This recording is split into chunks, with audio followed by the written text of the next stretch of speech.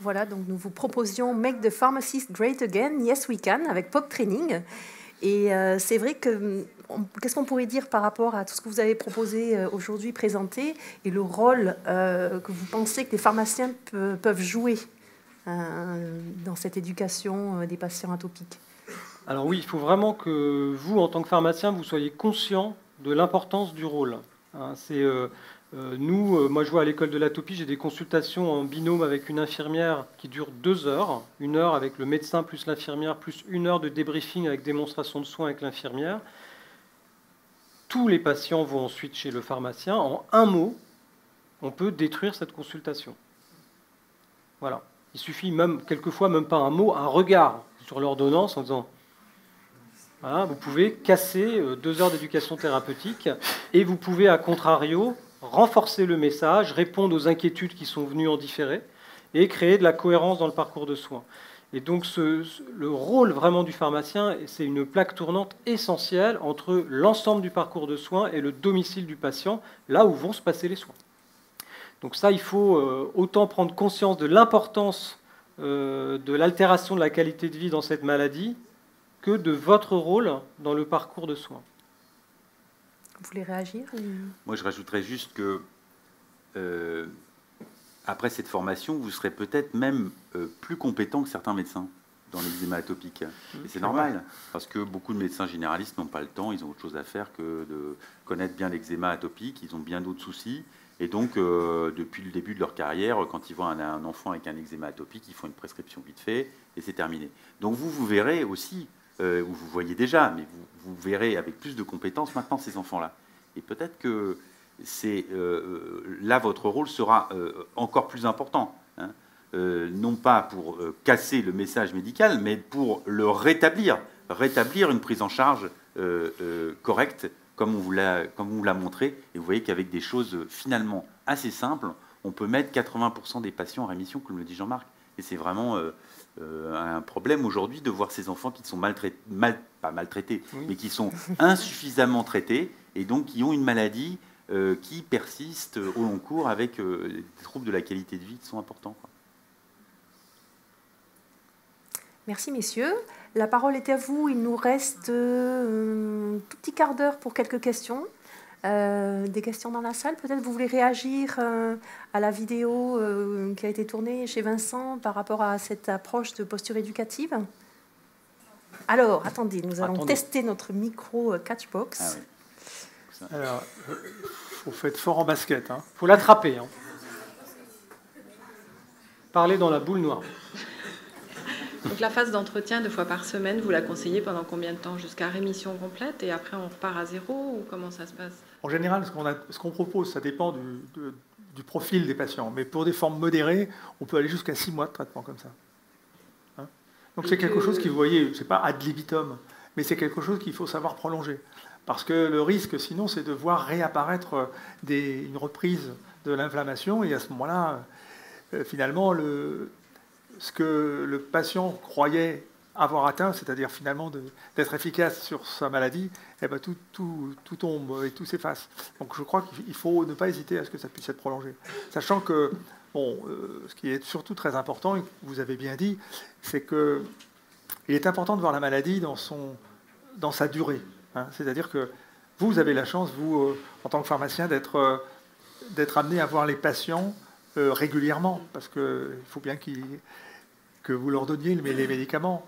Et à ce titre-là, c'est un ancrage qui est très important, alors que quelquefois le médecin, c'est moins évident que ça. Alors quelquefois, les médecins ne sont pas très motivés pour surcharger déjà une liste de consultants qui est considérable, et donc votre rôle est d'autant plus important. Et que leur répondre par rapport aux freins des corticoïdes? Aux freins des corticoïdes? Oui. Alors, chez l'adulte aussi. Chez l'adulte aussi. Bon, je crois que là, il y aura un module qui va être complètement dédié à ça. Donc, si vous voulez, on va vous apprendre, on va vous donner des outils aussi. Là, vous avez vu l'outil pour expliquer. On a un autre outil pour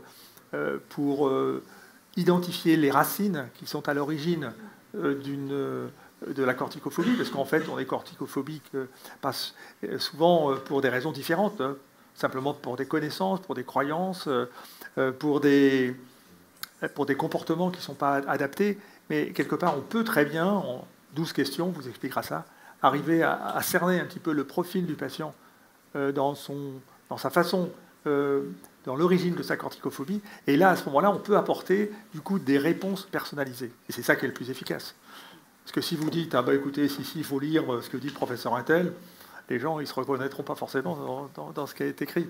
Alors que si vous leur dites, ah oui, vous me dites que votre maman, par exemple, a fait une fracture, qu'on a dit une fracture en rapport avec de la cortisone qu'elle avait pris. Ah bon, mais cette cortisone, elle le prenait pourquoi? Elle le prenait pour un rhumatisme. Et là, vous voyez tout de suite que vous pouvez mettre le doigt sur la différence entre une corticothérapie prise par voie générale et la corticothérapie locale. Vous voyez, c'est des choses. Et ça sera repris, ne vous inquiétez pas. C'est l'objet du module 2. Effectivement, c'était une belle transition pour vous inviter à suivre le module 2. Donc, on vous attendra le 8 novembre. On sera en direct de Toulouse et à la même heure. Donc, vous serez probablement connectés et d'autres personnes seront en présentiel. Ce sera le thème du module 2, les croyances et la corticophobie. Est-ce qu'il y a d'autres questions? Oui, j'ai une autre question. En fait, là, j'ai une personne qui avait lu un topo d'une association américaine. Et donc là, c'était argent colloïdal, oméga 3, vitamine B12. Qu'est-ce que vous en pensez? En fait, il y a deux choses qui sont importantes dans ce que vous dites. C'est déjà, le patient, il a fait l'expérience, il a fait un effort pour aller chercher cette information-là. Et je crois qu'il ne faut jamais casser cet effort-là.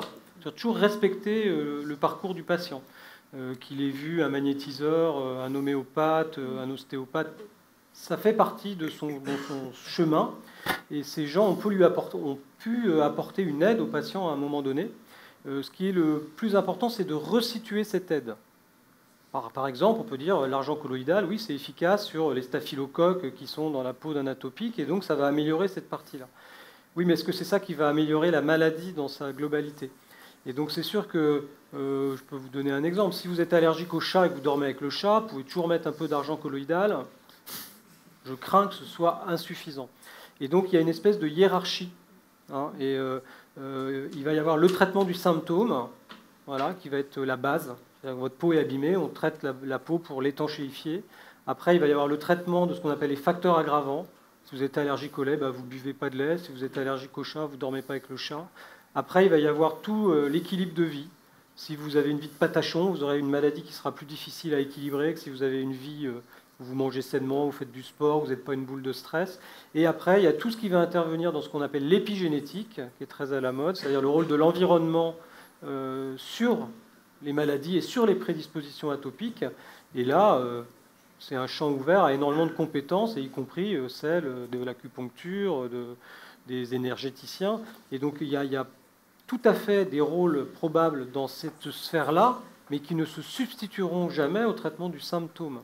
Et ça, une fois que le patient il a compris, c'est très clair dans sa tête, et il ne va juste pas demander sa prescription de dermocorticoïdes à son homéopathe, et il ne va pas demander ses tests allergos à son dermato, voilà, et chacun va avoir son rôle. Donc c'est une espèce de nébuleuse qu'on doit rendre claire pour le patient.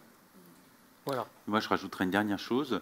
En ce qui concerne les traitements alternatifs, comme on les appelle, je crois que je suis d'accord avec toi, il ne faut surtout pas être dogmatique, parce qu'il y a beaucoup de choses qu'on ne connaît pas et qui font du bien et qui améliorent les patients. Il faut différencier deux choses, je pense. Des patients qui arrivent à se contrôler avec les traitements classiques que nous on prescrit et qui ont besoin de quelque chose en plus. Et là, aucun problème, évidemment. Et puis des patients qui ne veulent pas du tout avoir accès, utiliser les traitements classiques, qui ont recours à des traitements alternatifs qui ne fonctionnent pas et qui ont une maladie très mal contrôlée, ou des enfants, parce que c'est souvent le problème, des parents qui font subir, entre guillemets, à leur enfant une prise en charge inadaptée qui fait que l'enfant est très mal contrôlé et donc est en souffrance. Et là, le repérage de ces formes-là, pour nous, soignants, c'est très important. Et là, il faut être ferme. Il ne faut pas laisser des enfants incontrôlés avec une maladie sévère du fait du dogmatisme des parents. On est d'accord. Très bien. Oui. Une autre question? Alors, le micro, si vous voulez le jeter à madame. Merci. Wow. Merci. Je voulais vous demander quelque chose par rapport à la définition de l'atopie concernant les personnes âgées. Donc les personnes en EHPAD, par exemple, qui nous demandent énormément. Ils ont des démangeaisons, ils ont quelquefois des traces, d'autres fois pas. Est-ce que pour vous c'est de la dermatite atopique ou pas? Alors, le diagnostic de la dermatite atopique chez le sujet âgé, c'est plus difficile que chez l'enfant parce que c'est beaucoup plus rare.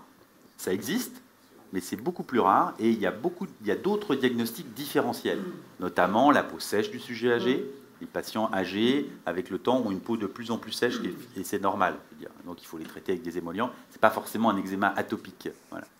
Il y a aussi d'autres maladies cutanées qui peuvent se présenter comme de l'eczéma, notamment un lymphome cutané ou des réactions aux médicaments. Donc il faut se méfier du diagnostic de dermatite atopique chez le sujet âgé. Il faut souvent un avis dermatologique pour être sûr que ce soit bien ça. On est souvent aidé par les antécédents. Évidemment, si le patient vous dit « c'est depuis que je suis tout petit, j'ai cette maladie », c'est facile. Mais s'il développe cette maladie cutanée avec une sécheresse, des démangeaisons tardivement au cours de la vie, attention, il faut être sûr du diagnostic. Pour l'eczéma des paupières, pourquoi il n'y a pas une pommade ophtalmique que dermocorticoïde, puisque souvent on voit des prescriptions de Stardex, qui n'est pas forcément, je pense, adaptée. En fait, ça se traite, la paupière, c'est de la peau, il n'y a pas à avoir un truc spécial. Ouais. Et donc, mettre du Stardex qui contient un corticoïde, c'est une espèce c'est en fait pour faussement rassurer le prescripteur. Mais soyons clairs, les corticoïdes, ça existe en collyre. Quand vous prenez un coup de Soluprède ou de Cortencil, vous en avez qui va dans l'œil. C'est comme ça qu'on traite les uvéites. Et donc, ce n'est pas du tout une contre-indication. La contre-indication, c'est de se tartiner des corticoïdes au long cours sur les paupières à cause du risque soit de glaucome, soit de cataracte. Mais en sachant aussi que un des principaux risques de cataracte, c'est pas de mettre des corticoïdes, c'est de ne pas en mettre. On a des cataractes traumatiques avec les gamins qui se grattent, donc il faut toujours aussi voir les choses des deux côtés. Mais on a une peur qui est absolument pas fondée. C'est-à-dire mettre 4 jours d'un corticoïde de classe 2 sur les paupières, mais il ne se passera jamais rien. Et donc ça doit être traité comme le reste. Et si jamais, dans les rares cas où il y a une atteinte palpébrale permanente, et on a du tacrolimus, donc en fait c'est un non-problème. Ouais. Merci. Une autre question peut-être? Oui. Oui. Vous pouvez envoyer le micro. Merci beaucoup.